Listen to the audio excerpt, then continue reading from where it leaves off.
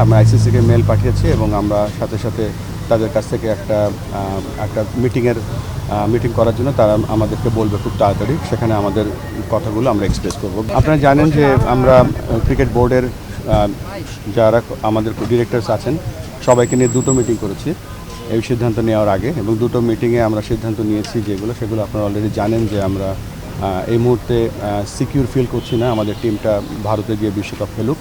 তো আমরা আইসিসিকে চিঠি লিখেছি এবং চিঠিতে আমরা পরিষ্কারভাবে জানিয়ে দিয়েছি আমরা কি বলতে চাচ্ছি, কেননা আমাদের কাছে মনে হচ্ছে সিকিউরিটি একটা বড় কনসার্ন এবং সেটা ফলো করছি। আমরা আইসিসিকে মেল পাঠিয়েছি এবং আমরা সাথে সাথে তাদের কাছ থেকে একটা মিটিং করার জন্য তারা আমাদেরকে বলবে খুব তাড়াতাড়ি। সেখানে আমাদের কথাগুলো আমরা এক্সপ্রেস করব। বাট ইমেলটা পাঠিয়েছে তার রিপ্লাইয়ের উপরে নির্ভর করছে আমরা পরবর্তী পদক্ষেপ কী নেব। ভুল ভাই, যেটা হচ্ছে যে মোস্তাফিজকে আইপিএল না খেলতে দেওয়ার পরে বাংলাদেশের তথ্য মনে জানানো হয়েছে তারা সম্প্রচার করা হবে না বাংলাদেশের আইপিএল।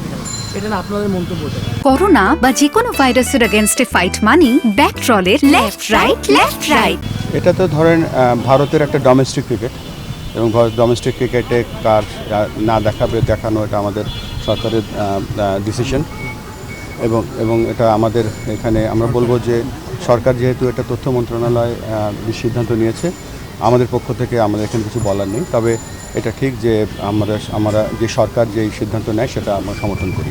বুলুল ভাই, আইসিসির পক্ষ থেকে ফিডব্যাকটা কি আসতে পারে বলে আপনার ধারণা, এবং যদি নেগেটিভ ফিডব্যাক আসে সেক্ষেত্রে ক্রিকেট বোর্ড কী করবে? আমরা তো জানি না কি ফিডব্যাক আসবে, তবে আমরা যে ক্লজগুলো দিয়েছি সেগুলো উইদিন দি এমপিওর মধ্যেই আছে। বুলুল ভাই, বিসিসিআই থেকে কি আপনাদের সাথে কোনো যোগাযোগ করা হয়েছে এখন পর্যন্ত যে এইসব বিষয়গুলো যেগুলো বিসিসিআইয়ের সাথে আমাদের যোগাযোগ নেই।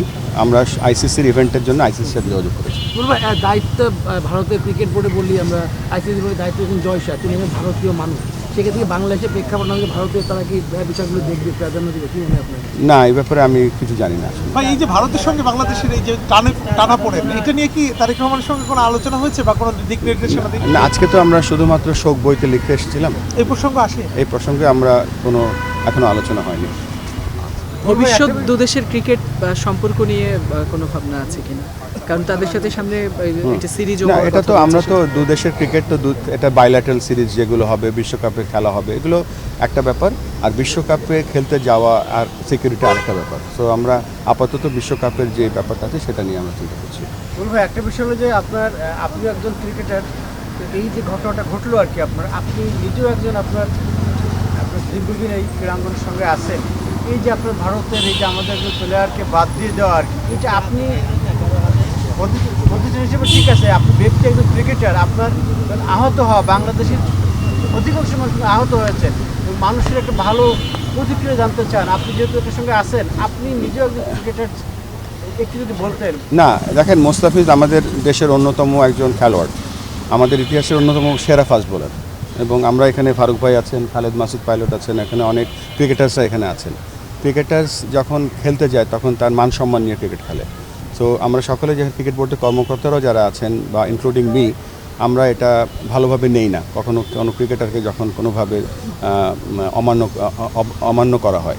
সো অবশ্যই আমরা অসম্মান করা হয়, এবং এই জন্য আমরা সকলে মর্মাহত। এখানে ফারুক ভাই আছেন, সাকওয়াত ভাই আছেন, আপনাদের একটু যদি